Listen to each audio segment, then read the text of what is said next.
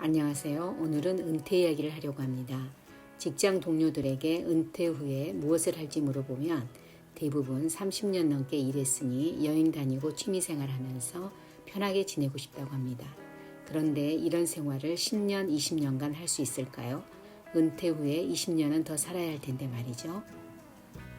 은퇴자가 좋아하는 취미생활이 기술과 연결된다면 용돈도 벌고 좋아하는 일을 하니 보람도 있지 않을까요?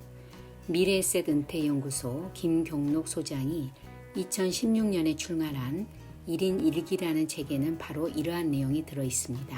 고령화 저금리 시대의 안전벨트는 기술 및 전문성에 기반을 둔 인적 자본과 연금이라고 합니다. 연금과 기술에서 나오는 소득을 결합시키는 반연금, 반기술로 노후를 꾸려가는 것입니다. 초저금리 사회에서는 돈의 가치는 떨어지지만 일의 가치는 올라간다고 합니다. 가령 10억을 현금으로 가지고 있다면 금리가 2%라고 할 때 한 달에 200만 원 정도를 이자로 받을 수 있습니다. 그러나 현금을 가지고 있으면 자식이 도와달라고 하면 모른 척 할 수 없고 좋은 투자처가 있다고 누군가 유혹하면 넘어갈지도 모릅니다. 미래 사회는 1인 1기에 적합한 사회라고 합니다. 1인이 만든 상품이 전 세계인을 연결해주는 플랫폼을 통해 판매될 수 있고 1인 1기뿐만 아니라 자신의 기업까지 가질 수 있는 기회로 연결될 수 있습니다. 언젠가 우리나라 농촌에서 쓰이는 농기구인 호미가 아마존에서 잘 팔린다는 소식을 들은 적이 있는데 이것도 1인 1기가 작은 농촌에서 세계로 연결된 사례입니다. 이 책에서 말하는 기술은 손으로 하는 소공을 말합니다. 혼자 할 수 있고 다른 사람보다 훨씬 잘할 수 있는 것이어야 하고 돈을 벌 수 있고 자신이 좋아하는 것이어야 합니다. 이런 일은 정년이 없습니다. 시간이 흐를수록 실력이 무르익어 가치가 상승합니다.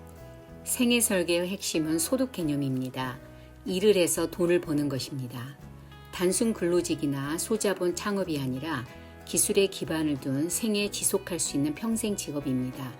현금 자산이 많아도 노후 설계에 있어서는 리스크가 있습니다. 수명 리스크, 금리 하락 리스크, 자산 가격 하락 리스크, 이벤트 리스크 등이 있습니다. 이벤트 리스크는 목돈이 필요한 상황을 말합니다. 이러한 리스크들을 해지하기 위해서는 기술을 기반으로 한 일에서 소득이 창출되어야 합니다. 그럼 기술을 어떻게 배울 수 있을까요? 독학하려 하지 말고 정식으로 돈을 들여서 전문가 또는 전문기관을 통해 배워야 한다고 합니다. 이 책을 읽으면서 한국폴리텍대학, 한국방송통신대학교, 바리스타 교육기관 등을 검색해 보았습니다. 한국통신대학교 편입 지원자 중에는 농학과를 지원하는 사람들이 많다고 합니다. 은퇴 후에 농사를 지어보려는 사람들이 많다는 것입니다. 기술을 배움과 동시에 알아야 할 것이 있습니다. 바로 모바일입니다. 기술은 새로 뚫린 고속도로인 모바일을 타고 소비자에게 전달될 수 있습니다. 또한 실행력이 필요합니다. 작은 아이디어라도 사업화하겠다는 마인드로 접근해야 합니다. 그리고 장인 정신으로 기술을 배워야 합니다. 기술을 배운다는 것은 소일거리로 접근하는 것과 차원이 다릅니다.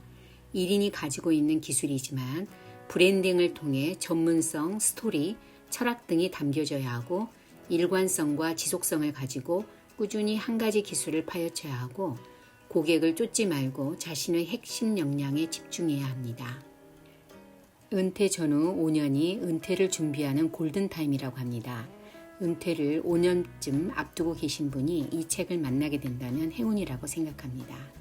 여러분이 좋아하고 잘할 수 있는 기술은 무엇일까요? 지금부터 나만의 일기를 찾아보는 건 어떨까요? 내용이 도움이 되셨나요? 구독과 좋아요는 저에게 힘이 됩니다. 감사합니다.